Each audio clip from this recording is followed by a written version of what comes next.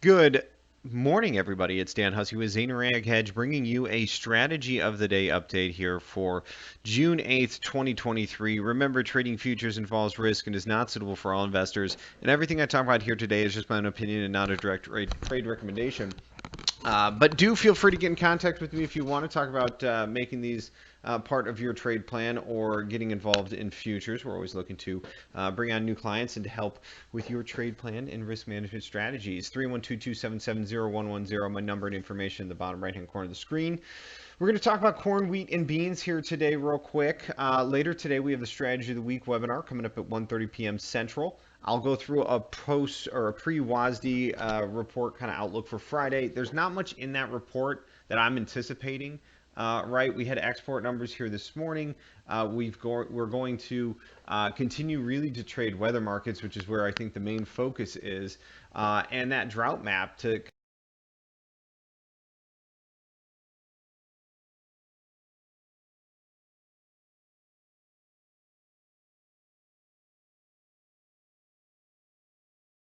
webinar this afternoon at 1:30 p.m. Central. And again, you can sign up for that webinar in the information and comments section of this video. And if you can't make the live webinar, you will get a video recording of it to you as well.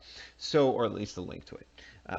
All right, so really over the last week, we've seen pretty much conditions worsen in the I states, right? We've gotten better down in the Southwest Plains in wheat country, but we've really gotten worse in the I states. Not much rain over the last week. You can kind of zoom out here on our national accumulated precipitation maps, all of these weather stations. You can see throughout the I states, it looks like they got, we got about an inch of rain sparse around places. When you zoom in, you see it's very mixed.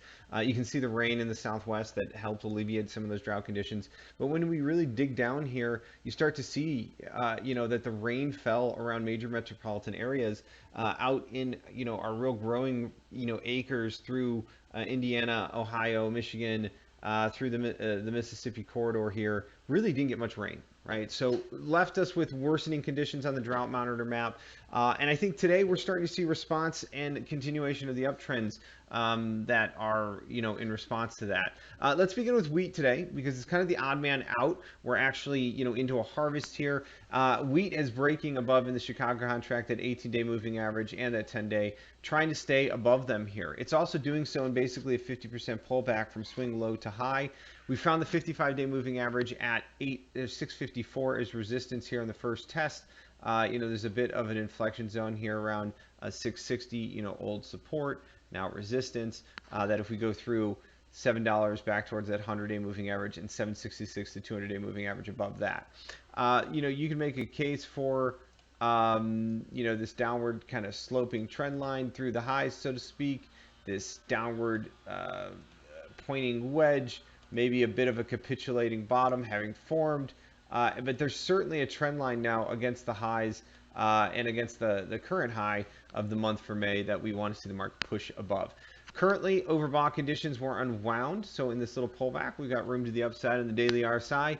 Market's already traded up to 650. I don't see any reason why we can't get back up there. Real quick in the KC wheat, trying to get back above $8. Really been sideways inside of this range and sideways inside of a much larger expanding range for some time. So it's going to do what it does. I'm still bullish here, but into harvest, I can understand how we might, kind of go sideways for the time being. But this Chicago contract, and particularly the Chicago wheat corn spread here, it went, it got to 10 cents under. It came back to even money. We're trying to go positive. This wheat corn spread, I think, also needs to rally. So I think there could be some underpinnings of maybe a bullish move in the wheat. Let's take a look at that 4-hour chart, and then we'll get into corn and beans here in just a second. Wheat, again, I mentioned that full 50% retracement from 573 and a quarter low to the 648 highs. Full 50% pullback and 3 waves back here into the 611 held. This is a market that looks like it's trying to break out of trendline resistances. It's trying to hold, 50% supports. It's trying to overcome old, supportive areas that were resistance. Now they're breaking back above and holding a support again. And I believe we will, if we're going to flip the script, you're going to start to see the stair stepping lower become stair stepping higher, which means Chicago wheat might have some room to the upside, in my opinion here. Um, uh,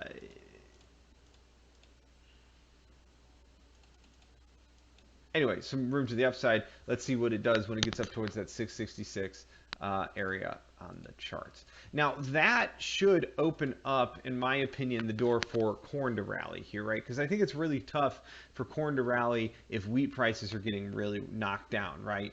And now that July wheat might be finding a bottom and turning and flipping the script, July wheat July corn, excuse me, might be kind of doing the same. New crop, real quick. Down 4 cents on the day, but we really just pulled back in new crop into the kind of 50% area around this 520 area.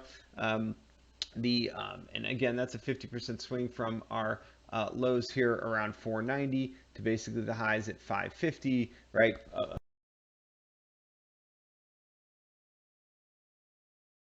Moving average, so we found support. We're back below the 10-day moving average, but we did get a bullish crossover, the 10-day above the 18-day. So, and in terms of a short-term swing indicator, there's potential here for upside. The gap down on the charts for December corn, did we fill that gap already? Yeah, we did. Both December and July corn filled their gaps. We gapped lower on the day. We're now reversing that and coming back up, going to a doji to back to positive on the day is a pretty good move after that off of support. The 55-day moving average seems to be the resistance to break through up at 540. We get through there upwards to the 100-day and really the 200-day up at 585. I don't think are out of the question. Let's test that downward sloping trend line. We are testing the supportive area around 550 to 560 as resistance now on the way back up. But again, I think through there, now we're back up to the same resistance area, the same downward trend that held the market lower since June of 2020 really, I guess, April of 2022 in this market, and we'd be, I think maybe changing the script. Weather markets will have to continue, right? We need to see that 6 to 18 day forecast here. 6 to 10 day that has this below to near normal here. Okay, whatever. But this near normal and some precipitation that we've seen creep back into the 8 to 14 day forecast needs to disappear again. This was getting dry. I mean, I take them for what it's worth. I don't know how we're going to get this near normal precipitation if all of a sudden we're going to start getting these above normal temperatures. But needless to say, I'm not the climatologist here, a meteorologist. So. But July corn, bit under it here today, going back up, and now we're seeing that bull spreading come back. We're breaking back above this upward this trend line of this triangle that we slid below. Right, it was support, became resistance. Now we're finding it maybe as resistance a little bit, but back above, things get really bullish again. We're back above the 18-day moving average. We're back above the 10-day moving average. We are a little overbought here in the July, but again, if you go back and look at that December, we're not overbought in the December there for the corn. 200-day moving average up around 646 in that downward sloping trend line. So I think that's kind of the area in July corn I'm looking for us to get back to. Beans have a lot more clear of an upside near-term kind of target area that I, would think about taking profits on along or maybe even selling into. But needless to say, July corn, all intents and purposes, 50% of this last swing from 705 highs down to lows comes in around 625. There's an old series of lows here that were resistance, the 640 area, downward sloping trend lines, the 200-day moving average at 646. So a lot of there up there at 646. Not an equal amount, but 100-day moving average at 620. Again, that's 625, 50% short. So 620, 640, two big areas to chew through. Above there, though, that's how you get to $7 corn. And I think a big weather market right here could do it. In the near term, though, 4-hour chart shows an upward sloping trend line and some bullish signal, stair stepping higher and bull flag pennant-like consolidation. This looks to me like the market getting comfortable up at these levels, pushing against resistance, making a higher high and a higher low for the month over month, right? We had the highs of May here formed towards the end of the month. The lows of May were formed towards in the middle of the month. Start of the month, we sold off. Middle of the month, we formed the low. We finished the month strong. June follows through, follows new higher high, higher low. That's how a key reversal on the monthly time frame happens. We're now above, and trying to push above the highs from May. Highs from June or next. there's not much in the way to 640 to 630 to 640 area in my opinion on the next burst higher. What we do from there is another discussion, but going and chewing through that area and breaking through, it could be very, I mean, it could be very crazy, right? It could be a very fast and explosive breakout as well.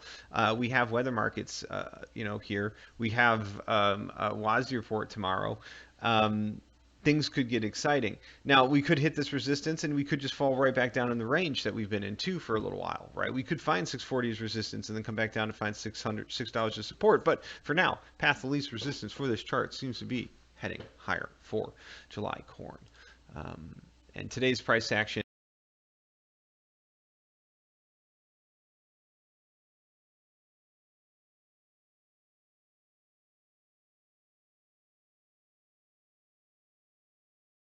up this video and again get more of this content covering the whole wide breadth of the futures market, including energies, gold, the S&P, and more feeder cattle, hogs. We take a look at everything here later today. All right, so on that daily chart for the July beans here, this old area of what was support, basically $13.80 to $14. Is now resistance on the way back up. So we broke through it, we capitulated, we went down, we actually broke through the old lows from last summer, we capitulated back higher, and now the moment of truth. We're back above the 18-day moving average here, which comes in at 1339. The 10-day moving average is creeping up. We're going to get that 10-day, 18-day moving average crossover, it looks like, basically into tomorrow and into Friday. So you've got one of your first daily, moving average signal reversals here happening alongside basically, testing into major resistance. If it all, breaks, starts to break these levels and, we get a little pullback, there might be an opportunity to buy. But generally speaking, I think things could get very bullish if, we don't go, we go through a few more levels here to the upside. $13.80, $14 though does seem like it's going to be an interesting resistance zone. 1408 is the 55-day moving average. That's going to be down to $14 and below here in a couple days. Again, that old supportive and resistance area. I think it's very, very visible though. So it's kind of one of those areas I don't really expect us to just fall down from, but we could see, I wouldn't be shocked if we did. I would like to see us knife right through. And if we do, it's going to be right up to that 100-day and 200-day moving average, which by the way, it's giving us a bit of a death cross right now. But take that for what it's worth. The market could snap all the way back up there and negate that very quickly. And generally speaking, July beans are still $15.40 to $13 range since May of 2022. Okay, so Novi beans a little heavier today. Again, there's a lot of that bull spreading and old crop, new crop going on. Novi beans, big area for their inflection zone is 1220 to 1250. It's the old support area, that old trend line. We're getting rejected at the 18-day moving average. So Novi beans, I really want to see this. They need to break above $12 basically pretty soon. Old crop is just coming back with a much different look. They seem to be making higher highs and higher lows a couple of days, while old crop's making lower lows and lower highs. Something's going to give there. I know there's bull spreading going on, but generally speaking, it's not bull spreading because they're going in the opposite direction. This time of year, it's bull spreading because we get that bid in an old crop that outpaces new crop. That's all. So we'll see what happens. Let's take a look at the short-term chart though, real quick. 4-hour time frame for beans.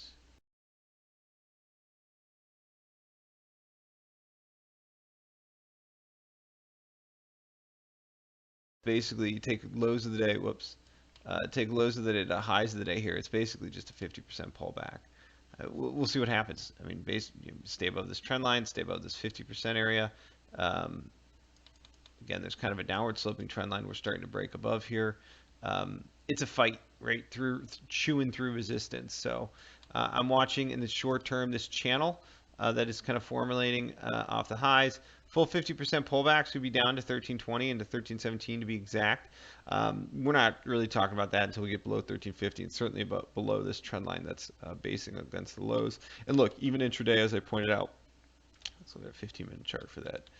Even intraday, it's holding, technically just pulled back into a 50% pullback. Now, I would not give that area much leverage, because if you take any of these 50% levels over the last few days, they really haven't held.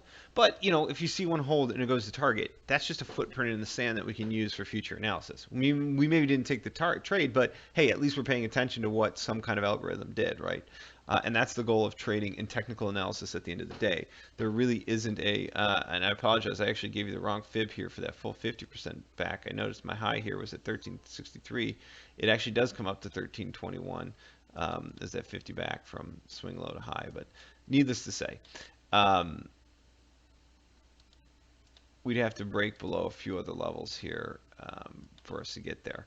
And in the near term, I think this is a market that's generally chewing through resistance. We're making higher highs and higher lows, and you know, so long as we don't break and do significant damage really below 1350, I think we'll be heading higher towards $13.80 to $14, and from there, that's a big test for this market. That's a major level in the near term, and we'll see what happens. So, with all that being said, join me later today at 1:30 p.m. Central for our strategy of the week update, where we'll cover all of this and more. We'll give a little more detail and, of course, some other ideas. I think there's some option opportunities to take a look at in this market that we can, you know, look at together, obviously, but that requires a lot more detail and a lot more time. Have a great day, everybody. You can always get in touch with me over here at Zaner at 312-277-0110. Find me on Twitter, Dan SOTD, right here on Facebook, or shoot me an email, dhussey@zaner.com. Have a great day, everybody, and we will be back with you later today at 1:30 p.m. Central for the Strategy of the Week webinar and as price action develops. Take care, everyone.